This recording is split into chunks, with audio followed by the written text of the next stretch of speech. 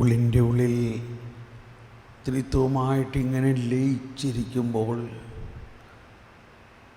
വിശ്വസിക്കുക. വിശ്വാസം, സ്നേഹം, പ്രത്യാശ, ഇതാണ് 3 തിയോളജിക്കൽ വെർച്യൂസ്. അതായത് ദൈവത്തിൻ്റെ പുണ്യങ്ങൾ 3 വലിയ പുണ്യങ്ങളാണ്. അതാണ് നമ്മൾ കൊന്തയിലെല്ലാം പ്രാർത്ഥിക്കുന്നത്. വിശ്വാസം എന്ന ദാനം നൽകുന്നതിന് പരിശുദ്ധാത്മാവേ, ശരണം നൽകുന്നതിന് പ്രത്യാശ. വിശ്വാസം, സ്നേഹം, ശരണം, ഇത് 3 നമ്മുടെ ആത്മാവിലേക്ക് ഒഴുകുമ്പോൾ ത്രിത്വൈക ദൈവം ഒരു സംഭവം അല്ല, വ്യക്തിയാണ്. പിതാവ് എന്ന വ്യക്തി, സർവാധിപനായ പിതാവ്, പുത്രൻ, നമുക്ക് വേണ്ടി ജീവൻ അർപ്പിച്ച പുത്രൻ, പരിശുദ്ധാത്മാവ്, നമ്മളെ നീതീകരിക്കുകയും മഹത്വീകരിക്കുകയും ചെയ്യുന്ന ആത്മാവ്. ഇവർ 3 പേരും നമ്മുടെ ആത്മാവിൽ ഇങ്ങനെ അള്ളിപ്പിടിക്കുകയാണെന്ന് ബോധ്യത്തിൽ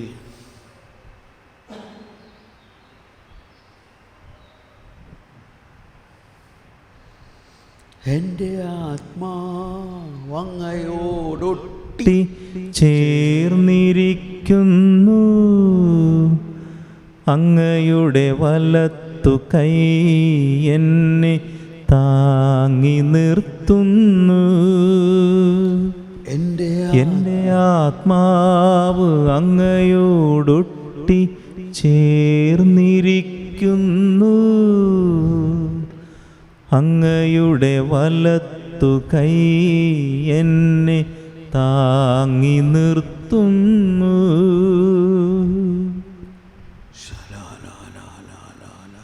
പരിശുദ്ധാത്മാവേ, എന്നിൽ വസിക്കുന്ന പരിശുദ്ധാത്മാവേ, എനിക്ക് വേണ്ടി പരിശുദ്ധാത്മാവ് പ്രാർത്ഥിക്കണേ. ഭാഷാവരത്തിൽ പ്രാർത്ഥിച്ചുകൊണ്ട് എനിക്ക് വേണ്ടി പരിശുദ്ധാത്മാവ് പ്രാർത്ഥിക്കണേ. എൻ്റെ ആത്മാവിൽ ത്രിത്വൈക ദൈവത്തിൻ്റെ സാന്നിധ്യത്തെ നിറഞ്ഞു കവിഞ്ഞൊഴുകുന്ന അവസ്ഥാവിശേഷത്തിലേക്ക് എൻ്റെ ആത്മാവിനെ നയിക്കണേ. ശാലബലബലബലബലബലബലബല എല്ലാവരും ഭാഷാവരത്തിൽ പ്രാർത്ഥിച്ചുകൊണ്ട് നമ്മുടെ ആത്മാവിൽ ത്രിത്വൈക ദൈവത്തിൻ്റെ ആ സാന്ദ്രമായ സ്നേഹം, ആ സർവാധിപത്യം, ആ സകലത്തിൻ്റെയും നാഥനായ ദൈവം ആ കൃപ മുഴുവനും നിറച്ചുകൊണ്ട് നമ്മുടെ ആത്മാവിനെ ജ്വലിപ്പിക്കുന്നു. ലബ ലബ ലബ ലബ. ഓ പരിശുദ്ധാത്മാവേ, എനിക്ക് വേണ്ടി പ്രാർത്ഥിക്കണേ, എനിക്ക് വേണ്ടി പ്രാർത്ഥിക്കണേ. ഓ പരിശുദ്ധാത്മാവേ, എനിക്ക് വേണ്ടി പ്രാർത്ഥിക്കണേ.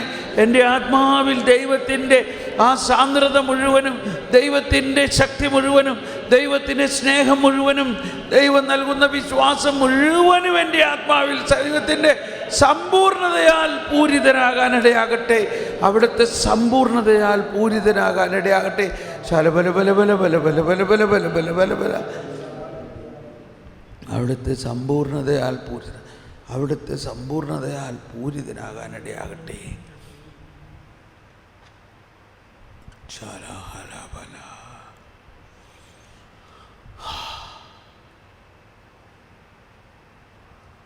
അവിടുത്തെ സമ്പൂർണത, ആ ദൈവത്തിൻ്റെ സമ്പൂർണത കൊണ്ട് എൻ്റെ ആത്മാവ് നിറയുമ്പോഴാണ് ഓ ഓ ഓ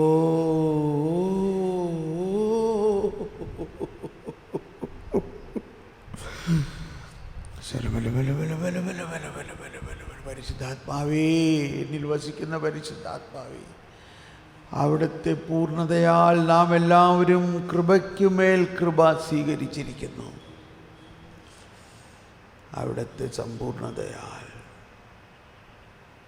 നമ്മെ ജീവിപ്പിക്കുന്ന കർത്താവ് യേശു മിശിഹായുടെ കൃപാവരം നാം എല്ലാവരിലും സമ്പൂർണമാകട്ടെ.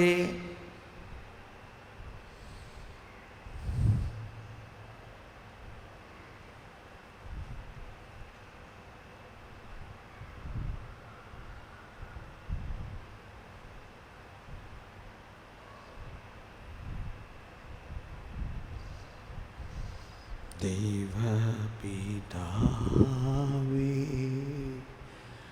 അങ്ങയെ ഞാൻ ആരാധിക്കുന്നു.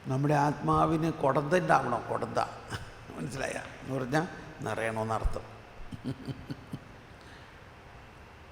നമ്മുടെ ആത്മാവ് നിറഞ്ഞു കഴിയുമ്പോൾ പിന്നെ മറ്റുള്ളവരോട് ക്ഷമിക്കാനും സ്നേഹിക്കാനും എളുപ്പം പറ്റും.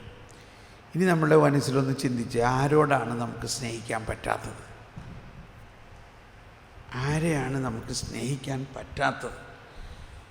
നമ്മുടെ ജീവിത പങ്കാളിയോടോ, അമ്മായിയമ്മയോടോ, നാത്തൂനോടോ, ആരോടാണ്? അവരെ മനസ്സിൽ കണ്ടിട്ട്, കർത്താവേ, ഞാൻ അവരായിരിക്കുന്ന അവസ്ഥയിൽ അവരെ സ്വീകരിക്കുന്നു, അവരോട് ഞാൻ ക്ഷമിക്കുന്നു, അവരോട് ഞാൻ ക്ഷമിക്കുന്നു.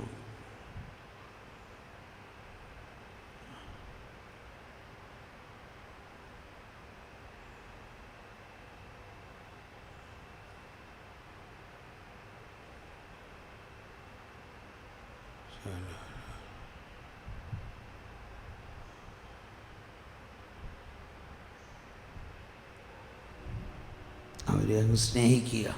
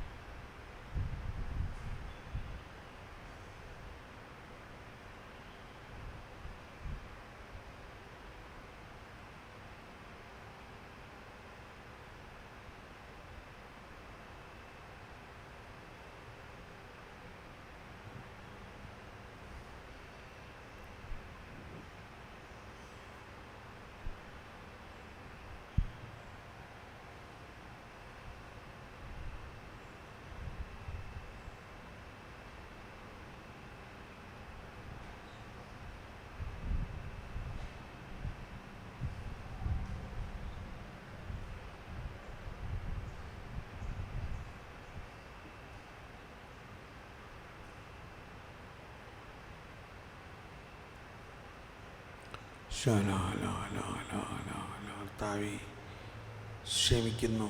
അവരോട് ക്ഷമിക്കുക, സ്നേഹിക്കുക. ക്ഷമിക്കുക, സ്നേഹിക്കുക. നമ്മുടെ ജീവിത പങ്കാളി ചെയ്തിട്ടുള്ള നമ്മൾക്കുണ്ടായിട്ടുള്ള വേദനിപ്പിച്ച സംഭവങ്ങളെല്ലാം ഈശോയുടെ വേദനയോട് ചേർക്കുക. ക്ഷമിക്കുക, സ്നേഹിക്കുക.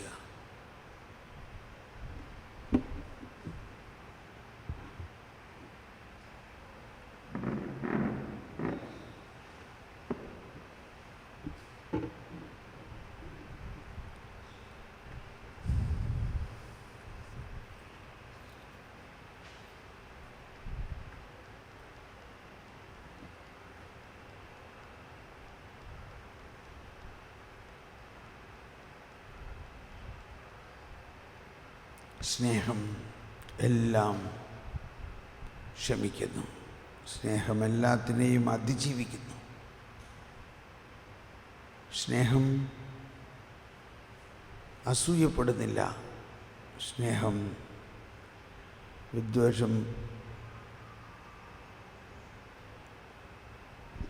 വിദ്വേഷം പുലർത്തുന്നില്ല. സ്നേഹം ആത്മപ്രശംസ ചെയ്യുന്നില്ല. സ്നേഹം അഹങ്കരിക്കുന്നില്ല. സ്നേഹം അനുചിതമായി പെരുമാറുന്നില്ല. സ്നേഹം സ്വാർത്ഥം അന്വേഷിക്കുന്നില്ല. സ്നേഹം കോപിക്കുന്നില്ല. സ്നേഹം വിദ്വേഷം പുലർത്തുന്നില്ല. സ്നേഹം അനീതിയിൽ സന്തോഷിക്കുന്നില്ല. സ്നേഹം സത്യത്തിൽ ആഹ്ലാദം കൊള്ളുന്നു. സ്നേഹം സകലതും സഹിക്കുന്നു. സ്നേഹം സകലതും വിശ്വസിക്കുന്നു. സ്നേഹം സകലതും പ്രത്യാശിക്കുന്നു. സ്നേഹം സകലത്തെയും അതിജീവിക്കുന്നു.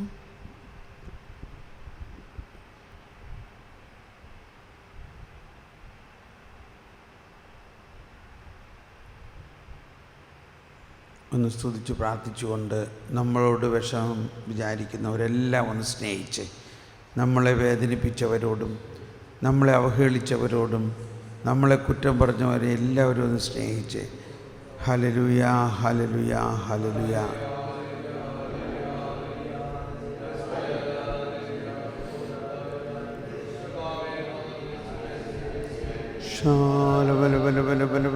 ഒന്ന് എഴുന്നേറ്റ് നിന്ന് സ്തുതിക്കാം. എഴുന്നേറ്റ് നിന്ന് സ്തുതിച്ചുകൊണ്ട് എല്ലാവരോടും ക്ഷമിക്കുക, എല്ലാവരെയും സ്നേഹിക്കുക. Hallelujah hallelujah hallelujah. എല്ലാവരോടും ക്ഷമിക്കുക, എല്ലാവരെയും സ്നേഹിക്കുക.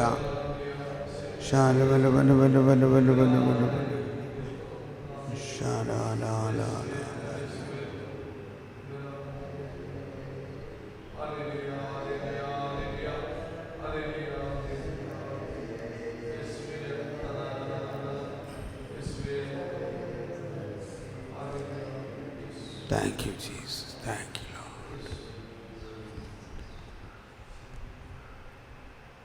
നമുക്കിരിക്കാം. ഇനിയും ബൈബിൾ തുറന്ന് ഒരു വചനമെടുക്കാം. ബൈബിൾ തുറന്ന് പ്രത്യേകിച്ച് പുതിയ നിയമം തുറന്നൊരു വചനമെടുക്കുക. അത് അന്നു വേണ്ട ആഹാരത്തിൻ്റെ ഭാഗമാണ്. അത് ഈ ക്ഷമിച്ച് കർത്താവിൻ്റെ നമ്മുടെ ഹൃദയം അങ്ങ് ക്ലീനായി കഴിഞ്ഞിട്ട് വായിക്കുമ്പോഴാണ് നല്ല നിലത്ത് വചനം സ്വീകരിക്കപ്പെടുന്നത്.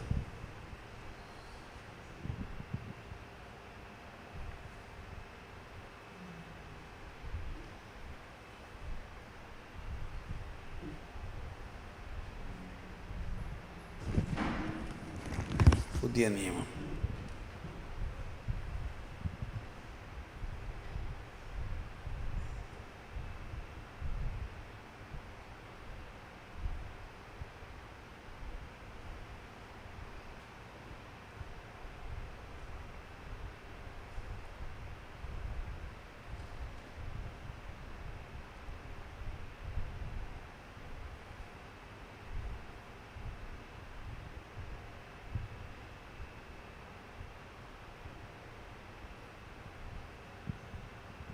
വചനത്തിൽ ദൈവരാജ്യ കേന്ദ്രീകൃതമായി അതിനെ ചിന്തിക്കുക.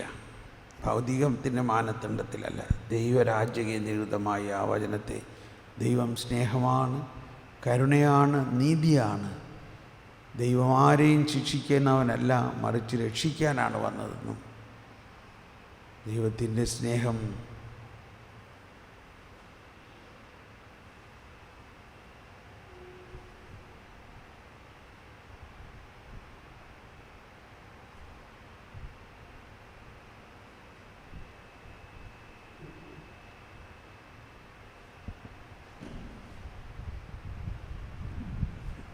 എൻ്റെ മനസ്സിലേക്ക് വരുന്ന വചനം ഇതാണ്: ഞാൻ മുന്തിരിച്ചെടിയും നിങ്ങൾ എൻ്റെ ശാഖകളുമാണ്.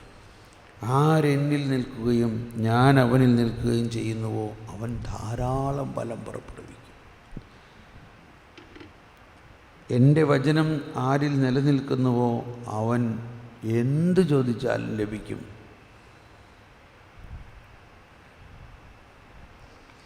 ഇപ്പോൾ നമുക്ക് ലഭിച്ച വചനത്തെ പ്രതി ഒന്ന് നന്ദി പറയാം. കർത്താവേ, ഈ വചനവും അതിൻ്റെ ഉൾക്കാഴ്ചയെ പ്രതി നന്ദി പറയുന്നു.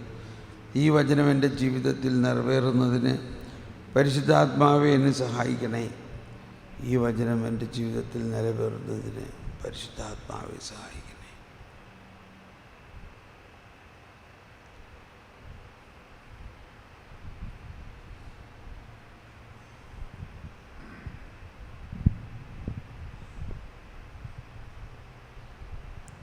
ആരെങ്കിലും ഒന്ന് ഉച്ചത്തിൽ വായിക്കാമോ? നിങ്ങളെ സ്പർശിച്ച, നിങ്ങൾക്ക് വചനം വായിച്ചപ്പോൾ നിങ്ങളെ വളരെയധികം സ്പർശിച്ച എന്താ? ഉച്ചത്തിൽ അവിടെ നിന്ന് പറയാമോ?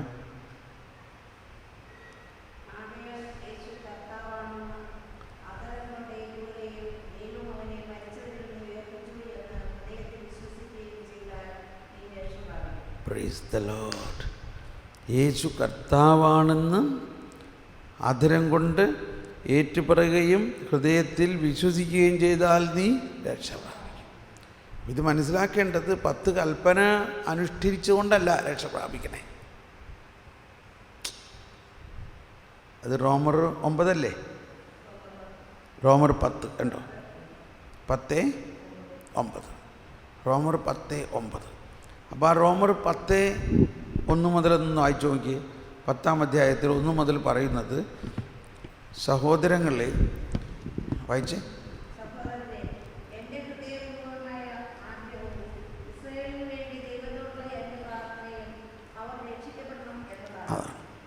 അവർ രക്ഷിക്കപ്പെടണം. ഇസ്രായേൽക്കാർ, യഹൂദരെ ആണ് ഈ പറയണത്. തുറന്ന് വായിച്ചോ. അവർക്ക് ദൈവത്തെക്കുറിച്ച് തീഷ്ണതയുണ്ടെന്ന് ഞാൻ സാക്ഷ്യപ്പെടുത്തുന്നു. ആ തീഷ്ണത ശരിയായ അറിവിൻ്റെ അടിസ്ഥാനത്തിലല്ലെന്നേ ഉള്ളൂ. എല്ലാവരും ഒന്ന് എടുത്തേ റോമർ 10, റോമാക്കാർക്ക് ഇത് ലേഖനം 10-ാം അധ്യായം എല്ലാവരും ഒന്ന് എടുത്തേ. ആ തീഷ്ണത റോമർ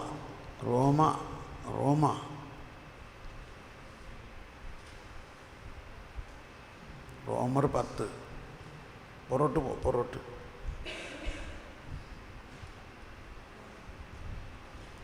റോമർ 10 ചേട്ടാ ഒന്ന് കാണിച്ചു കൊടുത്തേ. റോമർ 10.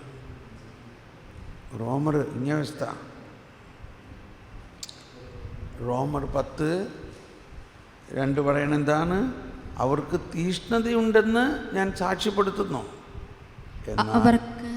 അവർക്ക് ദൈവത്തെക്കുറിച്ച് തീക്ഷ്ണതയുണ്ടെന്ന് ഞാൻ സാക്ഷ്യപ്പെടുത്തുന്നു. ആ തീക്ഷ്ണത ശരിയായ അറിവിന്റെ അടിസ്ഥാനത്തിലല്ലെന്നേ ഉള്ളൂ. എന്തെന്നാൽ ദൈവത്തിന്റെ നീതിയെക്കുറിച്ച് അവർ അജ്ഞരാകൊണ്ടും തങ്ങളുടെ തന്നെ നീതി സ്ഥാപിക്കാൻ വ്യഗ്രത കാണിക്കുന്നത് കൊണ്ടും ദൈവനീതിക്ക് അവർ കീഴ്വഴങ്ങിയില്ല. വിശ്വസിക്കുന്ന ഏതൊരുവനും നീതീകരിക്കപ്പെടുന്നതിന് ക്രിസ്തു നിയമത്തെ പൂർത്തീകരിച്ചിരിക്കുന്നു. അപ്പോൾ ആ ക്രിസ്തു നിയമത്തെ പൂർത്തീകരിച്ചിരിക്കുന്നു. ഇനി 9-ാമത്തെ വചനം വായിച്ചേ.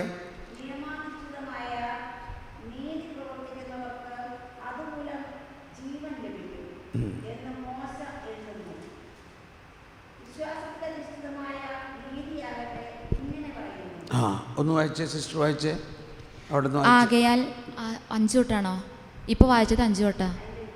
ഓക്കെ, 5 തൊട്ട് വായിച്ചോ. നിയമാധിഷ്ഠിതമായ നീതി പ്രവർത്തിക്കുന്നവർക്ക് അതുമൂലം ജീവൻ ലഭിക്കും എന്ന് മോശ എഴുതുന്നു. വിശ്വാസാധിഷ്ഠിതമായ നീതിയാകട്ടെ ഇങ്ങനെ പറയുന്നു: ക്രിസ്തുവിനെ താഴേക്ക് കൊണ്ടുവരാൻ സ്വർഗത്തിലേക്ക് ആര് കയറും എന്നു നീ ഹൃദയത്തിൽ പറയരുത്. അഥവാ ക്രിസ്തുവിനെ മരിച്ചവരിൽ നിന്ന് ഉയർത്താൻ പാതാളത്തിലേക്ക് ആരിറങ്ങും എന്നും പറയരുത്. എന്നാൽ പിന്നെ എന്താണ് പറയുന്നത്? വചനം നിനക്ക് സമീപസ്ഥമാണ്, നിന്റെ അധരത്തിലും നിന്റെ ഹൃദയത്തിലും അതുണ്ട്. ഞങ്ങൾ പ്രസംഗിക്കുന്ന വിശ്വാസത്തിൻ്റെ വചനം തന്നെ. ആകയാൽ യേശു കർത്താവാണെന്ന് അധരം കൊണ്ട് ഏറ്റുപറയുകയും ദൈവം അവനെ മരിച്ചവരിൽ നിന്ന് ഉയർപ്പിച്ചു എന്ന് ഹൃദയത്തിൽ വിശ്വസിക്കുകയും ചെയ്താൽ നീ രക്ഷ പ്രാപിക്കും. എന്തുകൊണ്ടെന്നാൽ മനുഷ്യൻ ഹൃദയം കൊണ്ട് വിശ്വസിക്കുകയും തന്മൂലം നീതീകരിക്കപ്പെടുകയും ചെയ്യുന്നു. അവൻ അധരം കൊണ്ട് ഏറ്റുപറയുകയും തന്മൂലം രക്ഷ പ്രാപിക്കുകയും ചെയ്യുന്നു. അവനിൽ വിശ്വസിക്കുന്ന ഒരുവനും ലജ്ജിക്കേണ്ടി വരികയില്ല എന്നാണല്ലോ വിശുദ്ധ ഗ്രന്ഥം പറയുന്നത്. യഹൂദനും ഗ്രീക്കുകാരനും തമ്മിൽ വ്യത്യാസമില്ല, ഒരുവൻ തന്നെയാണ് എല്ലാവരുടെയും കർത്താവ്. തന്നെ വിളിച്ചപേക്ഷിക്കുന്ന എല്ലാവരുടെയും മേൽ അവിടുന്ന് തൻ്റെ സമ്പത്ത് വർഷിക്കുന്നു. Praise the Lord. കാര്യം മനസ്സിലായോ? അപ്പോൾ ഇങ്ങനെ എല്ലാ ദിവസവും കുറച്ച് വചനം, ആ വചനത്തിൻ്റെ ആഴത്തിലേക്ക് ചെന്ന് അത് ഹൃദയത്തിൽ നിറയണം. തീഷ്ണതയുണ്ട്, തീഷ്ണത ഉണ്ടായാൽ പോരാ. ആ തീഷ്ണത യഥാർത്ഥ അറിവിൻ്റെ അടിസ്ഥാനത്തിലല്ല. അവർക്ക് ദൈവനീതിയെക്കുറിച്ച് അജ്ഞരാണവർ. നിങ്ങൾക്ക് ഇന്ന് ഇത് കഴിയുമ്പോൾ ഈ ക്ലാസ്സിൻ്റെ എല്ലാം ഓഡിയോ റെക്കോർഡിങ് CD-യിൽ കിട്ടും കേട്ടോ. അതുകൂടാണ്ട് കഴിഞ്ഞ ധ്യാനത്തിൻ്റെ ഒരു CD കിട്ടും, അത് നിങ്ങൾ കേക്ക്. അപ്പോൾ ഒരുപാട് കാര്യങ്ങൾ വേറെ പഠിക്കാൻ പറ്റും ഈ ദൈവനീതിയെക്കുറിച്ചുള്ളതൊക്കെ. അപ്പോഴാണ് മനസ്സിലാവുന്നത്, ദൈവമേ, നമ്മൾ ഇക്കാലം അത്രയും എന്താ കേട്ടത്.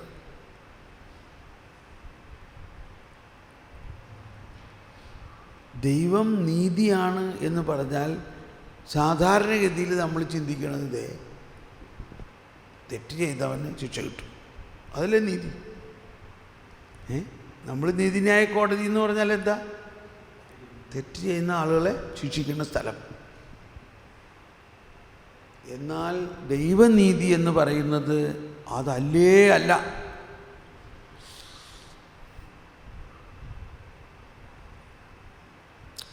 ദൈവനീതി എന്ന് പറയുന്നത് തെറ്റ് ചെയ്ത ആൾക്ക് വേണ്ടി ദൈവം വന്ന് അവൻ്റെ ശിക്ഷ ദൈവം ഏറ്റെടുത്ത് അവനെ വിടുവിക്കുന്നു. അതാണ് ഞാൻ വന്നിരിക്കുന്നത്, ബന്ധിതർക്ക് മോചനം നൽകാനാണ്. എന്തുകൊണ്ടാണ്? അവരെൻ്റെ മക്കളാണ്, അവരെൻ്റെ മക്കളാണ്. അവർക്ക് വേണ്ടി ഞാൻ ശിക്ഷ ഏറ്റെടുക്കും. അതാണ് ഈശോ ഏറ്റെടുത്തത്. ഈശോ കുരിശിനാൽ ലോകത്തെ വീണ്ടെടുത്തു എന്ന് പറയുന്നത് മനുഷ്യരെല്ലാവരും ശിക്ഷിക്കപ്പെടാൻ അർഹരായിരിക്കെ ഈശോ വന്നിട്ട് അവരുടെ ശിക്ഷ യേശു ഏറ്റെടുത്തുകൊണ്ട് പറഞ്ഞു, നീ പോയിക്കൊള്ളൂ. അതാണ് ദൈവനീതി, ദൈവരാജ്യം. അതുകൊണ്ടാണ് ഈശോ പറഞ്ഞത്, ആദ്യം നിങ്ങൾ ദൈവരാജ്യവും അവിടുത്തെ നീതിയും അന്വേഷിക്കുക. അവിടുത്തെ നീതി ഫരിസേയരും നിയമജ്ഞരും പറയുന്ന നീതിയല്ല, നമ്മുടെ പൊതുവായിട്ടുള്ള നീതിന്യായ കോടതിയുടെ നീതിയും അല്ല.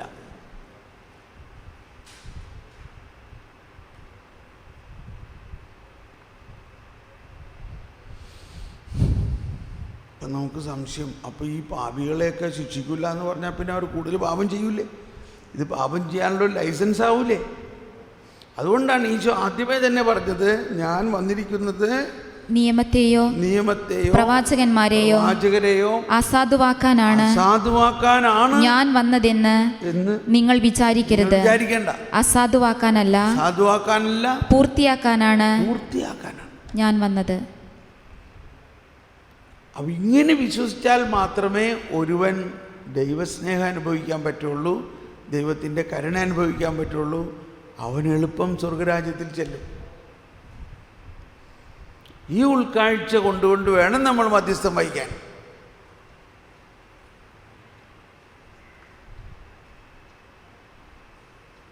അതാണ് കരുണ, അതാണ് പരിശുദ്ധ പിതാവ് ഈ വർഷം മുഴുവനും പറഞ്ഞ കാര്യമാണിത്. അതുകൊണ്ടാണ് പരിശുദ്ധ പിതാവ് തന്നെ പാപികളെ സ്വാഗതം, പാപികളുടെ കാല് കഴുകി മുത്തണം.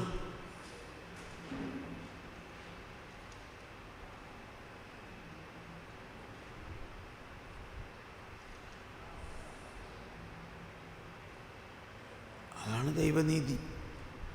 നമുക്കിപ്പോൾ കേൾക്കുമ്പോൾ അത്ഭുതം തോന്നാല്ലേ? അപ്പം അങ്ങനെയാണെങ്കിൽ ഇത്രയും നാൾ നമ്മൾ എന്താ പഠിച്ചേ? അതാണ് പൗലോസ്ലീഹ പറഞ്ഞത്, ദൈവനീതിയെക്കുറിച്ച് അജ്ഞരാണ്. അപ്പം എന്തിനാ അത് മനസ്സിലാവുക? ജ്ഞാനത്തിന് വേണ്ടി പ്രാർത്ഥിക്കണം. ദൈവത്തിൻ്റെ ജ്ഞാനം നമ്മളിൽ നിറയുമ്പോഴേ നമുക്കിത് മനസ്സിലാവുള്ളൂ. ചോദിച്ചോളൂ.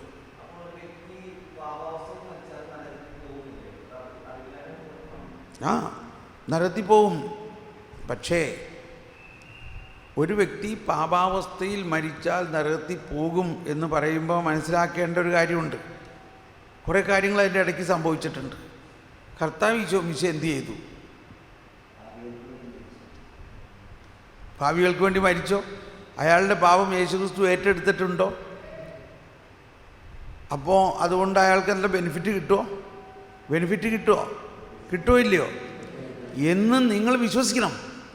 അപ്പോൾ ആ വ്യക്തി നരകത്തിൽ പോവില്ല. മനസ്സിലായോ? അതാണ് മധ്യസ്ഥം. അയാൾ വിശ്വസിക്കുന്നില്ലെങ്കിൽ അയാൾക്ക് വേണ്ടി വേറൊരാൾ വിശ്വസിച്ചാലും മതി. നല്ല ചോദ്യം, വെരി ഗുഡ്. സംശയങ്ങൾ ചോദിച്ചോ? ഇനി മനസ്സിലായോ? ഇപ്പം നമ്മളുടെ മുമ്പിൽ ആൾക്കാർ പാപം ചെയ്ത് ഭയങ്കരമായിട്ട്, പക്ഷേ നമ്മളുടെ വിശ്വാസം എന്താണ്? യേശു ക്രിസ്തു എന്തിനു വേണ്ടി വന്നു? പാപങ്ങൾ ഏറ്റെടുക്കാൻ വന്നു. അത് ഏറ്റെടുത്തുവെന്ന് ഹൃദയത്തിൽ വിശ്വസിക്കുകയും അതരം കൊണ്ട് ഏറ്റുപറയും നമ്മൾ ചെയ്യാം. അതാണ് ഭൂലോക പാപം നീക്കുന്ന ദൈവത്തിൻ്റെ ചെമ്പുരാട്ടിൻ കുട്ടിയായി ഈശോ തമ്പുരാനെ ഞങ്ങളുടെ മേൽ കരുണയായിരിക്കണേ. ഇപ്പോൾ നമ്മൾ എന്ത് ചെയ്തു? യേശു ക്രിസ്തു ഭൂലോക പാപം മുഴുവനും ഏറ്റെടുത്തു എന്ന് വിശ്വസിക്കുകയും ആ വിശ്വാസം നമ്മൾ ഏറ്റുപറയുകയും. അതാണ് വിശ്വാസ പ്രമാണത്തിൽ മുഴുവൻ്റെയും അന്തസത്ത. വിശ്വാസ പ്രമാണത്തിൽ എന്താ ഏറ്റുപറയണേ? പന്തിയോസ് പിലാത്തോസിൻ്റെ കാലത്ത് പീഡകൾ സഹിച്ച് കുരിശിൽ തറയ്ക്കപ്പെട്ട് മരിച്ച് അടക്കപ്പെട്ടു. ഇതെന്തിനു വേണ്ടിയാണ്? മനുഷ്യൻ്റെ പാപത്തിന് പരിഹാരത്തിന് വേണ്ടിയാണ്. അതാണ് അവസാനം പറയുന്നത്, പാപങ്ങൾ ക്ഷമിച്ചു, മാമോദീസായിലൂടെ പാപം ക്ഷമിച്ചു. അതാണ് വിശുദ്ധ കുർബാനയിൽ നമ്മൾ പറയുന്നത്. ലത്തീൻ കുർബാനയിൽ കേട്ടോ, കർത്താവേ ഞങ്ങളുടെ പാപങ്ങൾ പരിഗണിക്കാതെ സഭയുടെ വിശ്വാസം തൃക്കൺ പാർത്തുകൊണ്ട് ഞങ്ങളുടെ മേൽ ഞങ്ങൾക്ക് സമാധാനം നൽകും. Oh Lord, do not look at our sins. ഞങ്ങളുടെ പാപങ്ങൾ പരിഗണിക്കാതെ. സീറോ മലബാർ കുർബാനയിൽ 33 പ്രാവശ്യം പറയുന്നുണ്ട്, ഞങ്ങൾ സ്വീകരിച്ച ദിവ്യരഹസ്യങ്ങൾ ഞങ്ങളുടെ കടങ്ങളും പാപങ്ങളും പുറത്ത്. കടങ്ങളും പാപങ്ങളും നമ്മൾ പറഞ്ഞിട്ടാണോ പുറത്തത്? നമ്മൾ പറയണേക്ക് മുമ്പ് കർത്താവ് പുറത്തു. കർത്താവ് അത് ഏറ്റെടുത്തു എന്ന് പറഞ്ഞാൽ, മറ്റൊരു വിധത്തിൽ പറയുകയാണെങ്കിൽ, ഇപ്പോൾ നിങ്ങളുടെ മകൻ പോലീസ് അറസ്റ്റ് ചെയ്ത് ജയിലിൽ കിടക്കാൻ, പോലീസ് അറസ്റ്റ് ചെയ്ത് കേൾക്കുമ്പോഴേക്കും അമ്മ ഇവിടെ ബോധം കെട്ട് വീഴോ? ഇല്ലേ? പോലീസ് അറസ്റ്റ് ചെയ്തെന്നുള്ള വിവരം അമ്മ അറിയുകയാണെങ്കിൽ അമ്മയുടെ അവസ്ഥ എന്താ? അയ്യോ എന്നെ പോലെ പോലീസ് പിടിച്ചോണ്ട് പോയേ, രക്ഷിക്കണേ, കരയോ ഇല്ലയോ? എൻ്റെ ഭാര്യയാണെങ്കിൽ അവിടെ ബോധം കെട്ട് അപ്പോൾ വീഴും. ഭർത്താവ് വന്നപ്പോൾ നീ മോനെ പോലീസ് പിടിച്ചോണ്ട് പോയിട്ടുണ്ട്, നിങ്ങൾ പോയെന്ന് ചോദിച്ചു. ഭർത്താവ് ചിലപ്പോൾ പറയും, അവനോട് പല പ്രാവശ്യം പറഞ്ഞിട്ടാണ് ഇങ്ങനെയൊക്കെ ചെയ്യണം, അവനോട് കിടക്കട്ടെ. അയ്യോ അങ്ങനെ പറയല്ലേ, നിങ്ങൾ ചെല്ല്. അങ്ങനെ അവസാനം പോയി. അവിടെ ചെന്ന് പറയാണ്, അവൻ വലിയ തെറ്റാ ചെയ്തേക്കണേ സാറേ, എനിക്ക് മടങ്ങി ചെല്ലാൻ പറ്റില്ല, എൻ്റെ ഭാര്യയെ ബോധം കെട്ട് കിടക്കണം. എന്തെങ്കിലും ചെയ്ത് എൻ്റെ മോനെ, അവൻ എൻ്റെ മകനാണ്. ഒരു നിയമമുണ്ട്, 1,00,000 രൂപ മോചനദ്രവ്യം അടയ്ക്കാമെങ്കിൽ അവനെ വിട്ടുകിട്ടും. ഭാഷ മനസ്സിലായോ? കർത്താവ് ഈശോ മിശിഹ എന്തിനാ വന്നത്? തൻ്റെ ജീവൻ പാപികൾക്ക് വേണ്ടി ഒന്ന് ഉച്ചത്തിൽ പറഞ്ഞേ. മോചനദ്രവ്യമായി നൽകാൻ വേണ്ടിയാണ്. മോചനദ്രവ്യം, പാപം ചെയ്ത ആളെ മോചിപ്പിക്കാനായിട്ടുള്ള.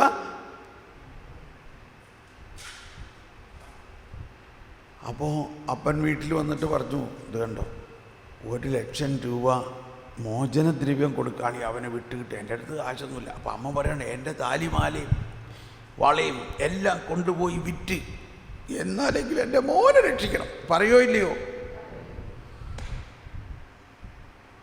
ഇപ്പം നമുക്ക് സ്വർണമാണോ വെള്ളിയാണോ വലുത്, മോനാണോ വലുത്? അവൻ പാപിയാണ്, അവൻ തെറ്റ് ചെയ്തു. ഇപ്പം അമ്മയ്ക്ക് ആഗ്രഹം അവനെ ശിക്ഷിക്കണമെന്നാണോ അതോ അവനെ രക്ഷിക്കണമെന്നാണോ? ഈ അമ്മ മറന്നാലും ഞാൻ അവനെ മറക്കില്ല എന്നാണ്. ഇതാണ് ദൈവനീതി. ശരിക്കും മനസ്സിലായോ? അമ്മ ശരിക്കും മനസ്സിലായോ?